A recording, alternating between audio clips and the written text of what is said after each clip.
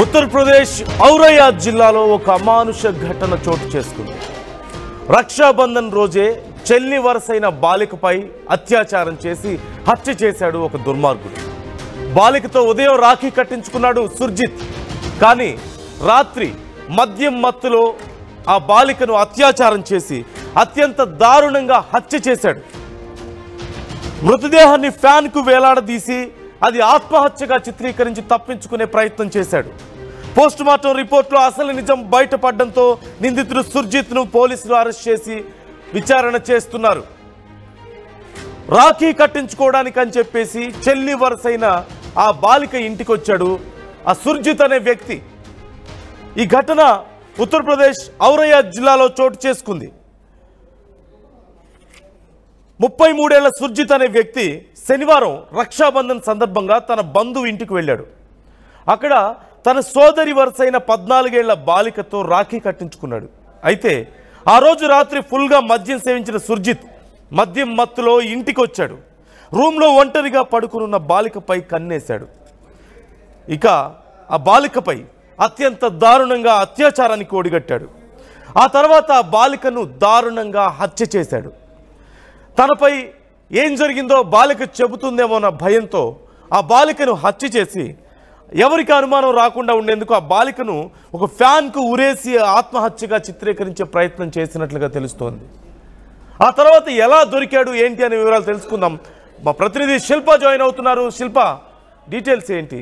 రాఖీ కట్టించుకున్న చేతితోనే ఆ యువతిని అత్యంత దారుణంగా అత్యాచారం చేసి హత్య చేసినట్లుగా తెలుస్తుంది. డీటెయిల్స్ ఎలా ఉన్నాయి? రైట్, ఉత్తరప్రదేశ్ లో దారుణం జరిగింది. ఇప్పుడు బంధానికి మచ్చ తెచ్చే ఘటన అనేది ఉత్తరప్రదేశ్ లో జరిగింది. ఒకవైపు రక్షాబంధన్ అంటే అటు అన్నయ్యకు రక్ష, అదేవిధంగా చెల్లెకు రక్ష అంటూ కూడా చాలా మంది కూడా భావిస్తుంటారు. ఆ రక్షగా నిలుస్తారు, ఏదైనా అన్నా కూడా రక్షగా ఉంటారంటూ కూడా ఒకరిని ఒకరు ఆ రోజు ప్రామిస్ చేసుకుంటారు. అలాంటిది రాఖీ కట్టినటువంటి చెల్లెనే అత్యంత దారుణంగా ఒకవైపు అత్యాచారం చేశారు. ఇది ఉత్తరప్రదేశ్ లోని ఔరయ్య జిల్లాలో ఈ ఘటన అనేది జరిగింది. వరుసకి చెల్లె అయినటువంటి వ్యక్తితో తను రాఖీ కట్టించుకున్న అనంతరం రాత్రిపూట మద్యం తాగి మద్యం మత్తులో అత్యంత దారుణంగా తనపైన అత్యాచారం చేసి దాన్ని ఆత్మహత్యగా చిత్రీకరించారు. ఇంకోవైపు అక్కడ ఉన్నటువంటి కుటుంబ సభ్యులకు అనుమానం రావడంతో ఒకవైపు పోలీసులకు కంప్లైంట్ ఇచ్చాక తన సుర్జిత్ని విచారించగా తన నేరాన్ని అంగీకరించారు. తన మధ్యమత్తులో ఇది చేసినట్లు కూడా ఒకవైపు చెప్పుకున్నారు. మొత్తం మీద రాఖీ పండుగ రోజే ఇలాంటి ఘటన జరగడంతో అక్కడ ఉన్నటువంటి స్థానికులు పెద్ద ఎత్తున విచారం వ్యక్తం చేస్తున్నారు. అమ్మాయికి మైనర్ బాలిక దాదాపు 14 ఏళ్ళు మాత్రమే ఉన్నాయి. తన సుర్జిత్ అనే వ్యక్తికి 33 ఏళ్ళు ఉన్నాయి. ఈ విధంగా ఇంట్లో ఆ రూమ్ లో తను ఒకటి మాత్రమే ఉన్నది. వేరే రూమ్ లో వాళ్ళ డాడీ వాళ్ళు ఉన్నారు. ఆ రూమ్ లో ఎవరు లేదని ఒంటరిగా ఉండడం గమనించి ఈ విధంగా మద్యం మత్తులో అత్యంత దారుణంగా అత్యాచారం చేశారు. అత్యాచారం చేసినంత తన్ని ఏదైతే ఆత్మహత్యగా చిత్రీకరించారని భావించారు. తాడు సహాయంతో ఫ్యాన్ కి తన బాడీని వేలాడ తీశారు. మరునాడు ఉదయం తన తండ్రి వచ్చి అక్కడ ఉన్నటువంటి తన కూతురు చూస్తారు. తన కూతురు తాడుతో వేలాడ చూసరికి తన కూడా షాక్ గురయ్యారు. ఎందుకంటే అంతకు ముందు రోజు చాలా బాగా మాట్లాడారు. ఇంతలోనే ఏమైంది, ఇలాంటి సమస్యలు కూడా లేవు. అయితే ఆ రోజు అర్ధరాత్రి తన ఇంటికి వచ్చిన ఆ రోజు తన మద్యం తాగినట్టు కూడా ఒకవైపు పోలీసులకు సమాచారం, ఒకవైపు తన తండ్రికి అనుమానం రావడంతో పోలీసులకు ఈ విషయాన్ని చెప్పడంతో మొత్తం కూడా పోలీసులు విచారించారు. ఈ విషయం మొత్తం కూడా వెలుగులోకి వచ్చింది. ప్రస్తుతం సుర్జిత్ అనే వ్యక్తిని అదుపులోకి తీసుకుని ప్రస్తుతం అయితే వాళ్ళ వ్యక్తుల కింద కేసు నమోదు చేసి ప్రస్తుతం దర్యాప్తు చేసినట్లయితే తెలుస్తుంది. Right, thank you Shilpa, thanks for the details. Rakhi కట్టించుకోవడానికని బంధువుల ఇంటికి వచ్చాడు ఆ వ్యక్తి, సుర్జిత్ అనే వ్యక్తి. ఉత్తరప్రదేశ్ ఔరయ్య జిల్లాలో ఈ ఘటన చోటు చేసుకుంది. రాఖీ కట్టించుకోవడానికని వచ్చి రాఖీ కట్టింది ఉదయం చెల్లి. చాలా ప్రేమగా ఉన్నారు అన్నా చెల్లెలు ఇద్దరు. కానీ అతని మనసులో ఉన్నటువంటి దురుద్దేశాన్ని గమనించలేకపోయారు. ఆ రాత్రికి అక్కడే ఉంటానన్నాడు ఆ వ్యక్తి. అయితే రాత్రి మద్యం తాగొచ్చి ఏ చేతికైతే ఆ చెల్లి రాఖీ కట్టిందో అదే చేత్తో ఆ యువతి ప్రాణాలను తీశాడు.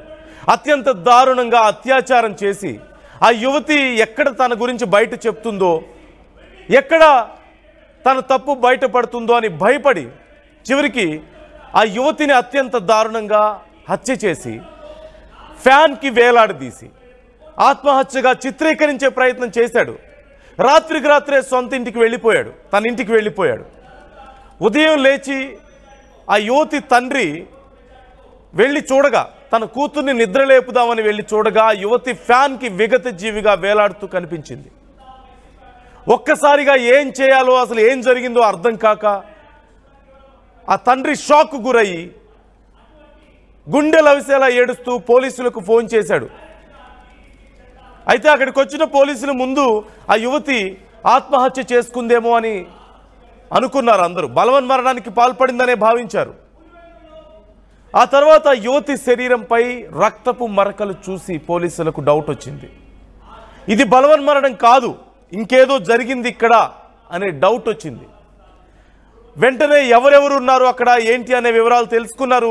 ఆ సమయానికి ఆ సుర్జిత్ అనే వ్యక్తి కూడా అక్కడికి వచ్చాడు. ఏమీ తెలియనట్లుగా తన చెల్లి నిజంగానే బలవన్మరణానికి పాల్పడింది అన్నట్లుగా అతను కూడా నటించడం మొదలుపెట్టాడు. పోలీసులు ఏవో ప్రశ్నలు అడుగుతుంటే అతను కూడా సమాధానం చెప్పడం మొదలుపెట్టాడు. తనకేమీ తెలియదు అన్నట్టు నటించడం మొదలుపెట్టాడు. కానీ పోలీసులకు ఎక్కడో డౌట్ వచ్చింది. డౌట్ వచ్చి ఆ సుర్జిత్ను అదుపులోకి తీసుకొని తమ స్టైల్లో విచారిస్తే అసలు విషయం బయటపడింది.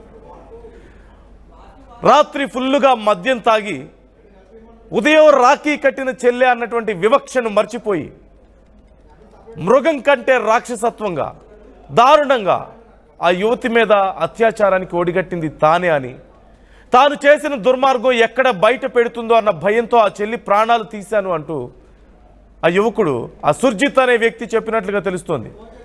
వెంటనే పోలీసులు అతన్ని అదుపులోకి తీసుకున్నారు, మరింత విచారిస్తున్నారు. ఈ కేసుకు సంబంధించి కఠిన చర్యలు తీసుకోబోతున్నారు. ఒకసారి ఈ అంశానికి సంబంధించి అధికారులు ఏమన్నారో విందాం. अंदर संदिग्ध परिस्थितियों में मिला था। सूचना मिलने पर तुरंत ही पुलिस मौके पर पहुंचकर आवश्यक विधिक कार्रवाई करते हुए पंचायतनामा भर के पोस्टमार्टम के लिए भेजा था और उसी विषय के तहत इन्वेस्टिगेशन शुरू किया था। इस संबंध में मृतक लड़की का पिताजी के द्वारा दिया गया तहरीर के अनुसार मुकदमा अपराध संख्या 354/25 अंतर्गत धारा 65(1)1031 BNS एवं 3(4)2 पॉक्सो एक्ट पंजीकृत किया गया था।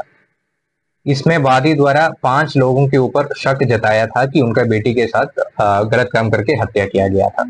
इसमें सफल अनावरण करते हुए पुलिस द्वारा सही अभियुक्त को आज सुबह गिरफ्तार किया गया है, जिनका नाम सुरजीत सक्सेना पुत्र हरिराम सक्सेना, उम्र 33 वर्ष, निवासी कचपुरा मजरा, देवराव गांव, थाना बिदुना